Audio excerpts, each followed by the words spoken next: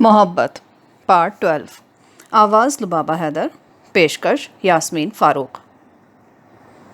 یہ سن کر اسامہ بھی گھبرا گیا کہ کہیں شہزاد سے پھر کوئی غلطی نہ ہو گئی ہو۔ اس نے ہاسپٹل کا نام معلوم کیا اور روانہ ہو گیا۔ وہاں پہنچا تو آفتاب ایمرجنسی میں تھا، جبکہ فاروق باہر کوریڈور میں کھڑی رو رہی تھی۔ شہزاد نہ جانے کہاں تھا، گھر کا کوئی اور فرد بھی پاس نہیں تھا۔ فاروق، کیا ہوا؟ بھائی جان۔ کیا ہوا بھائی جان کو؟ اور شہزاد کہاں ہے؟ وہ انجیکشن لینے گئے ہیں۔ یہ سب ہوا کیسے؟ کچھ بتاؤ تو صحیح۔ ڈاکٹر گھر آیا تھا، شہزاد بھائی اس کو لائے تھے، اس نے بھائی جان کو انجیکشن دیا۔ انجیکشن دینے کے کچھ ہی دیر بعد بھائی ہوش میں آ گئے۔ انہوں نے آنکھیں کھول کر مجھے دیکھا، کچھ دیر دیکھتے رہے، پھر پتہ نہیں کیا ہوا، ان کے چہرے پر تکلیف کے آثار پیدا ہوئے اور وہ چیخنے چلانے لگے۔ ہم لوگ گھبرا گئے۔ شہزاد بھائی نے کہا، ڈاکٹر صاحب یہ کیا ہو رہا ہے؟ تو ڈاکٹر نے کہا کہ شوگر کی مسلسل کمی کی وجہ سے ان کے اعصاب کمزور ہو گئے، اور اب میرا خیال ہے شوگر برابر ہونے کا بھی کوئی خاص اثر نہیں ہو رہا۔ اچانک بھائی جان نے اٹھنے کی کوشش کی اور گر کر بے ہوش ہو گئے، تو ہم ڈاکٹر کے کہنے پر انہیں ہاسپٹل لے آئے، مگر ابھی تک بھائی جان کو ہوش نہیں آیا۔ فاروق نے روتے ہوئے ساری کہانی سنا دی۔ اسامہ چپ چاپ اس نئی حالت کے بارے میں سوچنے لگا۔ تمہاری بھابھی اور جمال کو معلوم نہیں کہ آفتاب کو یہاں لانے کے بارے میں؟ نہیں، بھابھی آج آفس گئی ہیں، وہ دوپہر تک وہیں رہیں گی، اور باجی اپنے کمرے میں تھی، اس لیے ہم نے ان کو بھی کچھ نہیں بتایا۔ اچانک ایمرجنسی کا دروازہ کھلا اور نرس نے انجیکشن کا پوچھا، اور فاروق کے جواب دینے سے پہلے ہی شہزاد بھاگتا ہوا کوریڈور میں داخل ہوا۔ انجیکشن نرس کو دیے اور پھر حیرت سے اسامہ کو دیکھتے ہوئے کہا، تم یہاں کیسے؟ وہ اس وقت ساری ناراضگی بھول گیا تھا۔ آفتاب ہاؤس گیا تو چوکیدار نے بتایا۔ میں نے تمہارے گھر کال کی تھی، معلوم ہوا کہ تم ناشتے کے فوراً بعد گھر سے نکل گئے ہو۔ پھر جبار کو فون کیا تو معلوم ہوا کہ آج آئے گا سسرال سے وہ۔ شہزاد چپ ہو گیا، کچھ دیر سوچتا رہا، پھر بولا، آج تو غضب ہو گیا۔ فاروق نے کہا تھا کہ کبھی کبھار جب جمال کو دستخط کی ضرورت پیش آتی ہے تو بھائی جان صحیح ہو جاتے ہیں، پھر باتیں بھی کرتے ہیں، اور بس یہیں سے میں مار کھا گیا۔ میں نے سوچا وہ یہ سب شوگر برابر کرنے کی بات کرتا ہوگا۔ میرے خیال میں آفتاب کی بیماری صرف شوگر کی کمی پوری ہونے پر ختم ہو جائے گی، سو میں نے انکل سے بات کی، انہوں نے ڈاکٹر کو میرے ساتھ بھیج دیا، اور انجیکشن لگتے ہی آفتاب ہوش میں آ گیا، مگر بعد میں حالت زیادہ خراب ہو گئی۔ وہ تو شکر ہے کہ جمال اور حور گھر پر نہیں تھے، ورنہ پتہ نہیں کیا ہو جاتا۔ لیکن ان کو ملازموں سے تو پتہ چل جائے گا نا؟ اسامہ نے بغور شہزاد کو دیکھتے ہوئے کہا، جو فاروق سے زیادہ پریشان لگ رہا تھا۔ ملازموں کو تو پتہ ہی نہیں، اور چوکیدار کو میں نے کسی کو بھی بتانے سے منع کیا تھا، لیکن اس نے تو مجھے بتا دیا۔ تمہارا اس سے میں نے خود کہا تھا کہ اگر اسامہ صاحب آئیں تو ان کو بتا دینا، اب دیکھو کیا ہوتا ہے۔ وہ ایک بار پھر فاروق کی طرف دیکھتے ہوئے بولا، اس بے وقوف کو دیکھو ذرا، بجائے دعا کرنے کے روئے چلی جا رہی ہے۔ پھر وہ فاروق کو پیار سے دیکھتے ہوئے بولا، کچھ نہیں ہوگا آفتاب کو، جب تک میں زندہ ہوں وہ بھی زندہ رہے گا، یہ میرا تم سے وعدہ ہے، اب چپ کرو۔ پھر وہ خود بھی چپ ہو کر کھلتے دروازے کو دیکھنے لگا، اور جیسے ہی ڈاکٹر نکل کر باہر آئے، شہزاد نے جلدی سے آگے بڑھ کر کہا، انکل اب کیسے ہیں آفتاب بھائی؟ اب تو ٹھیک ہے، تم اس کو لے جا سکتے ہو، اور شام کو مجھ سے گھر پر آ کر ملنا۔ انکل ہو سکتا ہے میں نہ آ سکوں، مگر یہ اسامہ یہ ضرور آئے گا۔ اوکے، جو بھی آ سکتا ہے آ جائے۔ یہ کہہ کر انکل آگے بڑھ گئے، جبکہ وہ سب اسٹریچر پر باہر آتے ہوئے آفتاب کو دیکھنے لگے۔ وہ پھر بے ہوش تھا، تاہم ساتھ آتے ہوئے ڈاکٹر نے کہا، چند گھنٹوں بعد یہ ہوش میں آ جائیں گے۔ آفتاب کو لے کر وہ گھر پہنچے تو حور اور جمال میں سے کوئی بھی واپس نہیں آیا تھا۔ آفتاب کو اس کے کمرے میں پہنچا کر اسامہ نے شہزاد سے کہا، اب تمہیں بہت زیادہ محتاط رہنے کی ضرورت ہے، چوکیدار کو ایک بار پھر سمجھا دینا، وہ جمال کا خاص آدمی ہے۔ وہ جمال کا آدمی ضرور ہے، مگر خاص نہیں، ویسے وہ میرا دوست بھی بن چکا ہے، اور کسی کو کچھ نہیں بتائے گا، پھر بھی احتیاط ضروری ہے۔ تم فکر مت کرو، میں ایک بار پھر اسے سمجھا دوں گا۔ اچھا تو پھر میں چلتا ہوں، مگر یاد رکھنا آفتاب کو ایک لمحے کو بھی اکیلا مت چھوڑنا۔ اب کہانی کا اختتام ہی کرنا چاہتا ہے جمال، ویسے وہ کسی بھی لمحے کوئی خطرناک قدم اٹھا سکتا ہے، یہ بات تو مجھ سے خود کہہ چکا ہے۔ اس کی طرف سے تم بے فکر رہو، میں سنبھال لوں گا اس کو، شہزاد نے کہا، اور اسامہ باہر چلا آیا۔ جب مین گیٹ سے وہ باہر نکل رہا تھا تبھی اچانک حور کی گاڑی رکی، مگر وہ اس کو نظر انداز کرتا ہوا بائک پر بیٹھ گیا۔ رات کو وہ ڈاکٹر کے گھر گیا، اور اس نے جو کچھ بتایا وہ اسے مزید پریشان کرنے کے لیے کافی تھا۔ ڈاکٹر کا کہنا تھا کہ آفتاب کی تمام رپورٹس دیکھنے کے بعد جو کچھ اسے معلوم ہوا ہے وہ یہ ہے کہ آفتاب اگر اسی حالت میں رہا تو بمشکل 2-2.5 سال ہی زندہ رہ پائے گا، باقی اگر تم لوگ شوگر کی کمی پوری کرتے بھی ہو تو وہ مزید کچھ عرصہ تو زندہ رہے گا، مگر معذور ہو کر، وہ چل پھر نہیں سکے گا۔ اگر شوگر کی زیادتی ہڈیوں کے لیے تباہ کن ہے تو اس کی کمی سے بھی یہی صورتحال پیدا ہوتی ہے۔ کوئی اور ایسا طریقہ ڈاکٹر صاحب کہ آفتاب بالکل ٹھیک ہو جائے؟ ہے، اگر آپ 15 روز کے اندر اندر آفتاب کو علاج کے لیے لنڈن لے جائیں تو وہاں بہت اچھے طریقے سے ٹریٹمنٹ ہو سکتا ہے، پر یہاں نہیں۔ یہاں آفتاب کو ہم بچا تو لیں گے مگر ہو سکتا ہے کہ وہ چل نہ سکے۔ اوکے ڈاکٹر، ہم پوری کوشش کریں گے۔ ڈاکٹر کے گھر سے باہر آ کر اسامہ نے پہلے جبار کو کال کی۔ وہ سسرال سے واپس آ چکا تھا۔ فون اس نے خود ریسیو کیا۔ اسامہ نے کہا، فوراً چلے آؤ۔ ارے پر کہاں؟ اسامہ نے کچھ دیر سوچا۔ صبح ناشتے کے بعد کچھ کھا نہیں سکا تھا وہ۔ طارق روڈ پر چلے آؤ جہاں لاہوری چرغا ملتا ہے۔ اور فون بند کر کے اس نے شہزاد کے نمبر ڈائل کیے۔ وہاں شہزاد بھی شاید ڈاکٹر کی رپورٹ کا منتظر تھا۔ فون اٹھاتے ہی اس نے پوچھا، کیا کہا ڈاکٹر نے؟ بہت کچھ، اگر سننا چاہتے ہو تو طارق روڈ پہنچ جاؤ جہاں لاہوری چرغا ملتا ہے۔ اچھا، میں کوشش کرتا ہوں۔ اسامہ ریسیور رکھ کر بوتھ سے باہر نکل آیا۔ پھر جب وہ طارق روڈ پہنچا تو لاہوری چرغا والوں نے جو کرسیاں باہر لگوا رکھی تھیں ان میں سے ایک پر جبار بیٹھا تھا اور سامنے شام کا اخبار پھیلا رکھا تھا، شاید وقت گزارنے کے لیے یا پھر عادت سے مجبور ہو کر۔ عادت بھی تھی اس کو پڑھنے کی اخبار۔ اسامہ نے بائک دوسری طرف روڈ کے کنارے پر کھڑی کی اور جبار کی طرف آیا۔ جبار نے چونک کر اسے دیکھا اور مسکرا دیا۔ اور سناؤ، کیا حال چال ہیں تمہارے؟ کیا مطلب؟ ارے بھائی سسرال سے ہو کر آ رہے ہو اس لیے پوچھ رہا ہوں۔ سب ٹھیک ہے یار، تم سناؤ، آفتاب کیسا ہے اور اب کیا پروگرام ہے؟ ڈیوٹی پر حاضر ہونے کا لیٹر تو آج مل گیا ہے۔ کیا؟ جوائننگ لیٹر مل گیا؟ ہاں، شام کو میں گھر آیا تو پتہ چلا دوپہر میں آیا تھا۔ کیوں، تمہیں نہیں ملا؟ میں تو سارا دن گھر سے باہر رہا ہوں۔ کیوں باہر رہے؟ کوئی خاص کام؟ یار وہی آفتاب کا مسئلہ۔ یہ کہہ کر اس نے پوری بات بتا دی۔ تو اس میں پریشان ہونے کی کیا بات ہے؟ تم نے بتایا تو تھا کہ حور کہتی ہے کہ آفتاب کو ٹریٹمنٹ کے لیے باہر لے کر جائے گی۔ ہاں، اب بتایا تو تھا، اور تمہیں یہ بھی معلوم ہے کہ وہ جمال کی کزن اور ساتھی ہے۔ ان کا پروگرام نہ جانے کیا ہو سکتا ہے راستے میں آفتاب کو ختم کرنے کا پروگرام ہو۔ خیر، اب حور آفتاب کو لے کر جائے یا نہ جائے، مگر میں ضرور لے کر جاؤں گا۔ مجھے فروخ سے کیا ہوا وعدہ نبھانا ہے۔ اسامہ نے بات ختم کی ہی تھی کہ لڑکا آرڈر لینے آ گیا۔ اس نے 3 آدمیوں کا کہہ کر جبار کی طرف دیکھا۔ کیا تم بھی ڈیوٹی پر چلے جاؤ گے یا مزید چھٹیاں لوگے؟ ابھی کچھ سوچا نہیں میں نے، ویسے اپنے بارے میں بتاؤ تم۔ میں تو زندگی سے تنگ آ چکا ہوں۔ میرے لیے تو یہ بڑی خوشی کی خبر ہے کہ چھٹیاں ختم ہو گئی، کیونکہ گھر والے میرے ساتھ زبردستی کرنے پر تیار بیٹھے ہیں۔ بھائی جان کہتے ہیں کچھ بھی ہو جائے شادی مجھے شاہانہ سے ہی کرنی پڑے گی۔ خیر اب میرا مسئلہ بھی حل ہو گیا۔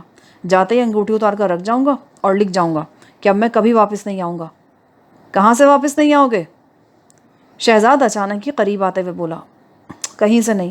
تم آفتاب کا سناؤ، طبیعت کیسی اس کی؟ اب کیفیت کیسی ہے؟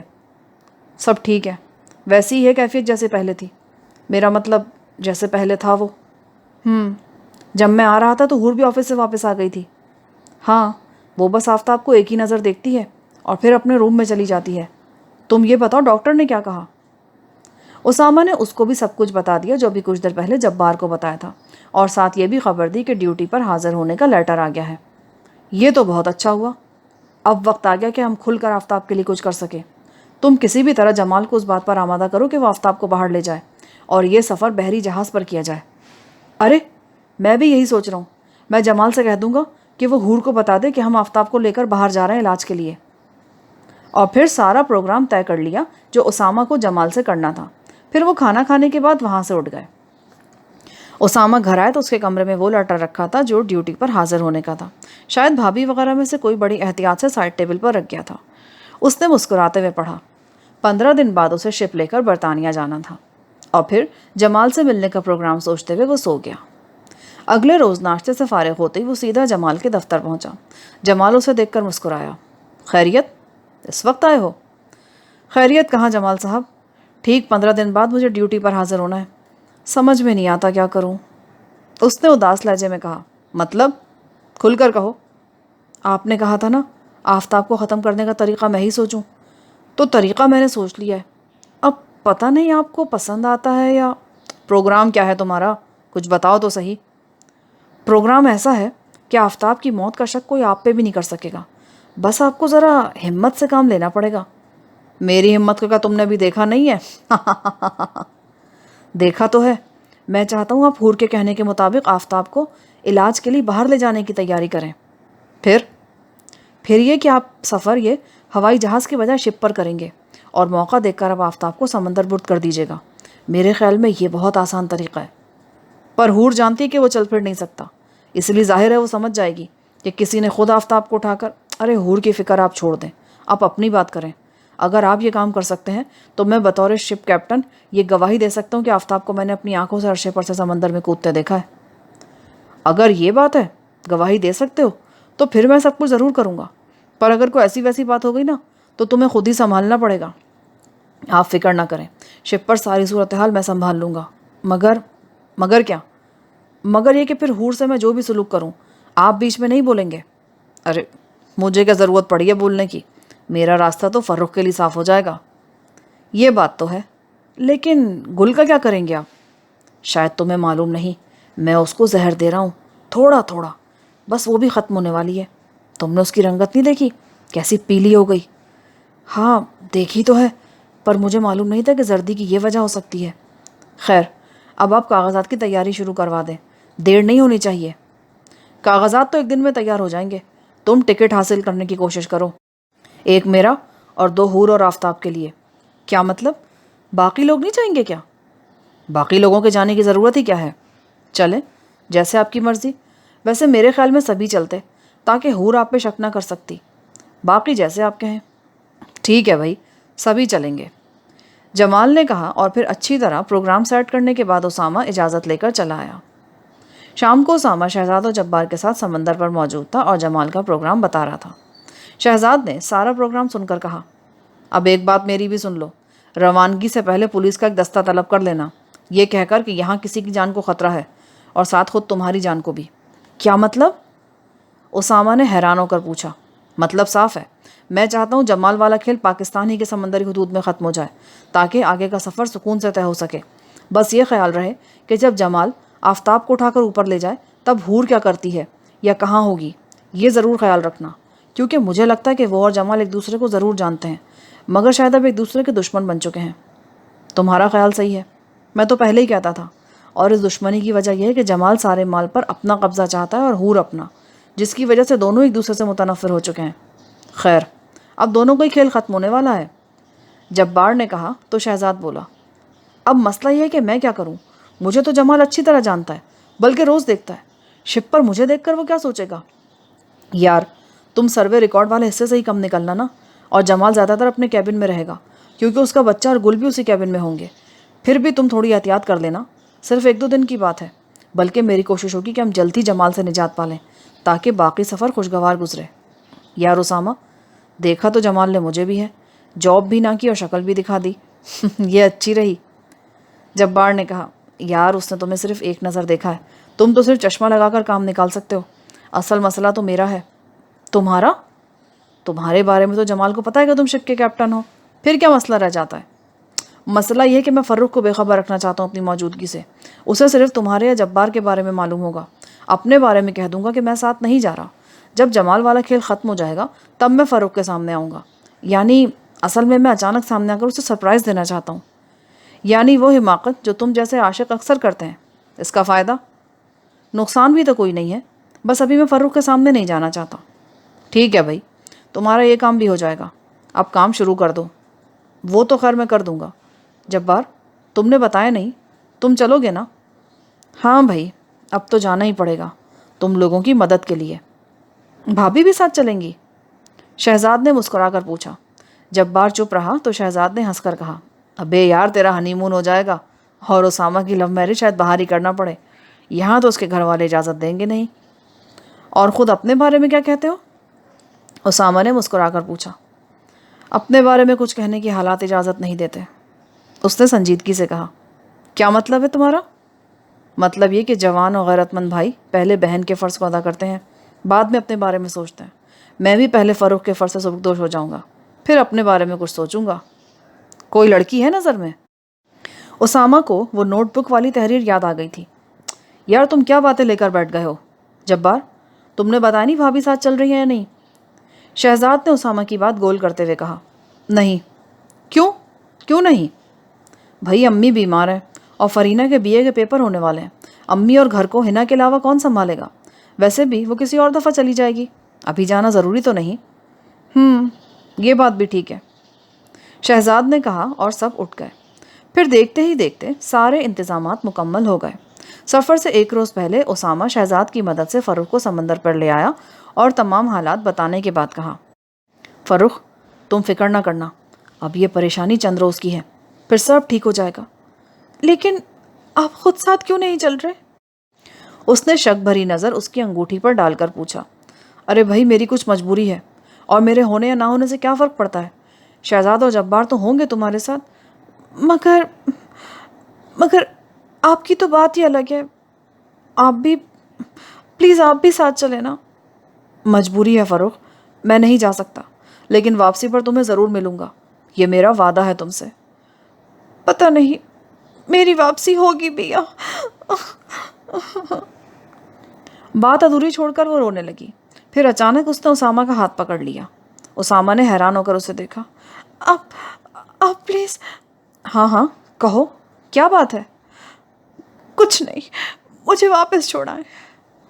فاروق نے اس کا ہاتھ چھوڑا اور گاڑی کی طرف بڑھ گئی۔ وہ خود بھی چپ چاپ اسٹیئرنگ کے سامنے آ بیٹھا۔ راستے میں فاروق نے کوئی بات نہیں کی، بس آنسو ضبط کرتی رہی، اور جب اسامہ نے گھر کے سامنے گاڑی روکی تو وہ خفا سی بغیر خدا حافظ کیے بھاگ کر اندر چلی گئی، اور اسامہ نے اس کی اس کیفیت پر مسکراتے ہوئے گاڑی موڑ دی۔ اسی رات اس نے انگوٹھی اتاری اور ایک خط اپنی امی کے نام لکھ کر بندرگاہ گیا۔ اس نے لکھا تھا، میں شاہانہ سے شادی نہیں کر سکتا، انگوٹھی واپس بھیج دیجیے گا، اور میری واپسی کا انتظار مت کیجیے گا، ہو سکتا ہے میں کبھی لوٹ کر نہ آ سکوں۔ بھابھی اور بھائی جان سے کہیے گا مجھے معاف کر دیں۔ اور اب وہ سفر شروع ہو چکا تھا جس کا سب کو انتظار تھا، جمال کو آفتاب کی موت کے حوالے سے اور اسامہ کو فاروق سے کیا ہوا وعدہ نبھانے کے حوالے سے۔ سفر شروع ہوئے 3 گھنٹے گزر چکے تھے۔ اسامہ ابھی تک کنٹرول روم میں ہی تھا، جبار بھی اس کے ساتھ ہی تھا، البتہ شہزاد جس کو جمال نے سفر پر روانہ ہونے سے ایک دن پہلے چھٹی دے کر رخصت کر دیا تھا، ابھی کچھ ہی دیر پہلے اپنے کیبن میں گیا تھا۔ شہزاد کے جانے کے بعد وہ اپنے پروگرام پر ڈسکس کرتے رہے تھے۔ اسی دوران میں جبار 1-2 چکر فارغ والی سائڈ کے لگا آیا تھا اور اس نے بتایا تھا کہ جمال ابھی تک اپنے کیبن میں ہے اور ایک بار بھی باہر نہیں نکلا، جبکہ فاروق اپنے کیبن کے بجائے حور اور آفتاب کے کیبن میں تھی۔ جمال نے 3 کیبن حاصل کیے تھے، ایک اپنے اور گل کے لیے، دوسرا حور اور آفتاب کے لیے، اور تیسرا فاروق کے لیے، اور اسامہ نے اس پر کوئی اعتراض بھی نہیں کیا تھا کہ یہ مناسب بات تھی۔ جمال خوش تھا بہت زیادہ، شاید اس لیے کہ اس سفر میں آفتاب کو ختم کرنے کا اس کا پروگرام مکمل ہو جاتا۔ سفر صبح 6 بجے شروع ہوا تھا اور اب دوپہر کے کھانے کا وقت قریب تھا۔ شہزاد نے بتایا تھا ناشتہ ان سب نے اپنے کیبن میں ہی کیا تھا، صرف فاروق ناشتے کے لیے ہال میں آئی تھی جہاں سے شہزاد اسے اپنے کیبن میں لے گیا تھا، اور ان دونوں نے وہیں اکٹھے ناشتہ کیا، جبکہ جبار نے اسامہ کے ساتھ کنٹرول روم میں ناشتہ کیا، اور جبار نے اسے یہ اطلاع بھی دی تھی کہ شہزاد نے خاکروب کو خاص تاکید کی تھی کہ صفائی کے بہانے وہ کیبن نمبر 7 کا خیال رکھے جو کہ فاروق کا تھا، اور یہ ایک اچھی بات تھی کہ جمال پر اعتبار نہیں کیا جا سکتا تھا، جبکہ اسامہ خود ایک بار بھی باہر نہ گیا تھا، بس فاروق کے بارے میں سوچتا رہا۔ رات کو نہ جانے وہ کیا کہتے کہتے چپ ہو گئی تھی۔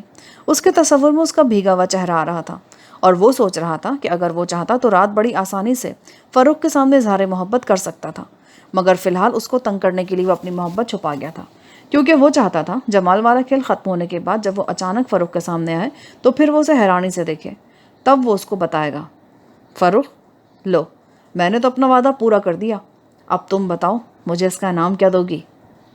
اور تب اس کی آنکھوں میں پھیلی شرارت دیکھ کر فاروق خود ہی سمجھ جائے گی کہ وہ کیا چاہتا ہے، اور جب وہ سمجھ جائے گی تو وہ اس کو اپنی بے تابیوں اور بے قراریوں سے آگاہ کرے گا، اور اس کی باتوں کے جواب میں فاروق کیا کہے گی؟ شاید کچھ نہیں، وہ تو شرما جائے گی۔ اس وقت کا سوچ کر اس کے لب بے اختیار مسکرا دیے۔ کیا ہوا یار، ایسا کیا ہوگا جو مسکرانے لگے ہو؟ کیپٹن جاوید نے پوچھا۔ کچھ خاص نہیں، اسامہ نے کنکھیوں سے جبار کو دیکھتے ہوئے کہا جو اسے بڑے معنی خیز انداز میں دیکھ رہا تھا۔ بات ہے ہی مسکرانے کی؟ وہ اٹھ کر اسامہ کے قریب آتے ہوئے بولا۔ کیا مطلب؟ کہیں منگنی وغیرہ تو نہیں ہو گئی؟ جاوید نے دلچسپی سے پوچھا۔ بالکل۔ اوہ، منگیتر یاد آ رہی ہوگی پھر۔ ارے یار ایسی کوئی بات نہیں، تم جبار کی بات ٹھیک طریقے سے سمجھے نہیں، یہ خود شادی کر کے آیا ہے، اس لیے دوسروں کی منگنی کے خواب دیکھنے لگا ہے۔ ارے اچھا، کمال ہے یار، ہمیں بلایا تک نہیں۔ وہ دراصل سب کچھ بہت جلدی میں ہوا۔ یہ کہتے ہوئے جبار نے پوری بات بتا دی۔ اچھا، یہ بات تھی تو پھر تو شکوہ فضول ہے. اچھا یہ بتاؤ بھابھی کو ساتھ کیوں نہیں لائے؟ یار وہی مسئلہ نا، والدہ کی طبیعت کی وجہ سے وہ ساتھ نہیں جا پائی. ویسے میں سچ کہہ رہا ہوں، منگنی اسامہ کی بھی ہو گئی ہے. جبار نے پھر شرارت کی، مگر اسامہ کوئی وضاحت کیے بغیر شیشے سے باہر پانی کی بل کھاتی لہروں کو دیکھتا رہا اور فروخ کے بارے میں سوچتا رہا. دن معمول کے مطابق گزر گیا. جمال اسامہ سے ملنے آیا تھا. سپہر کی چائے اس کے ساتھ پی، اور چونکہ دوسرے لوگ بھی موجود تھے اسی لیے وہ کوئی خاص بات کیے بغیر اسے اپنے کیبن میں آنے کی دعوت دے کر چلا گیا.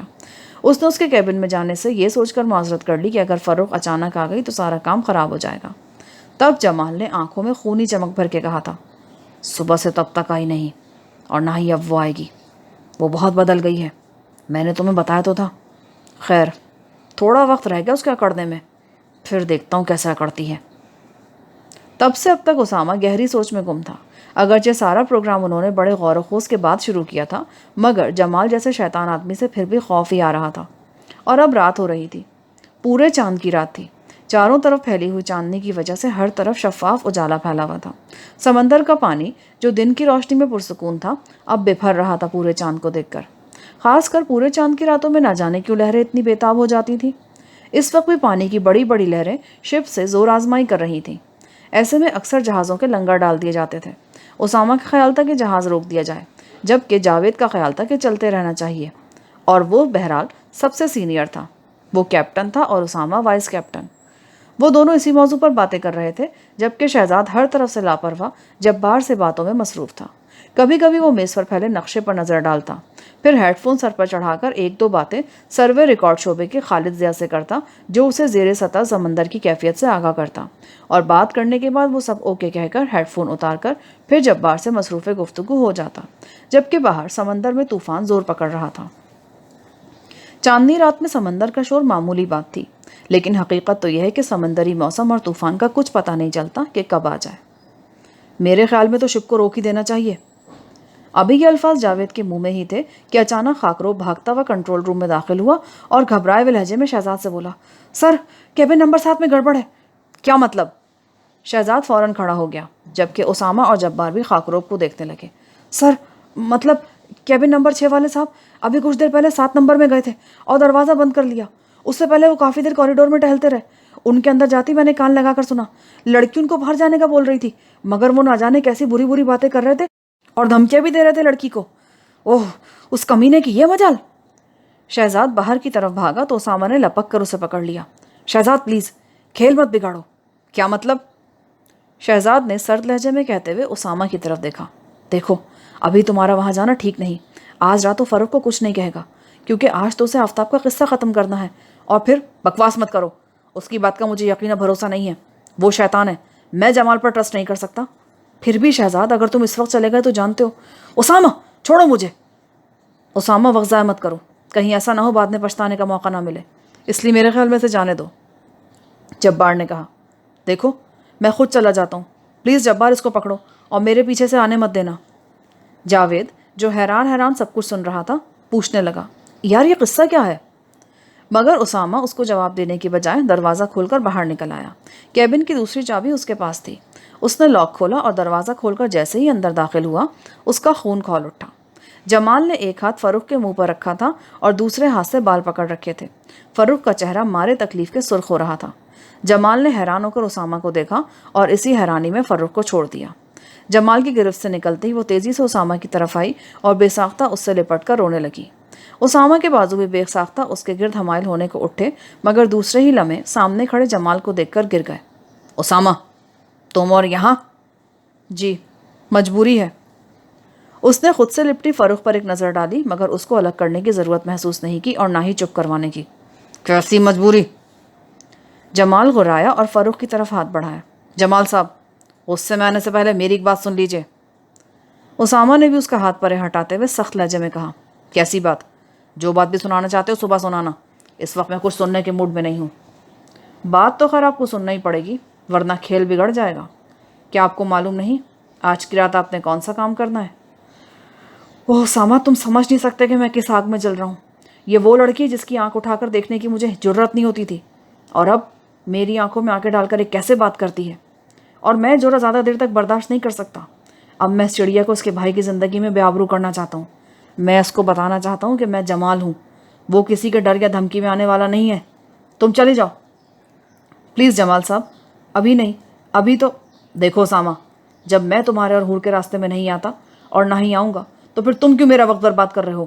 ایک رات کی دیر ہونے سے کوئی قیامت نہیں آ جائے گی. آج نہیں تو کل آفتاب کا قصہ تمام ہو جائے گا، مگر یہ لمحے مجھے بخش دو. میں اپنے اندر کی آگ بجھانا چاہتا ہوں پہلے.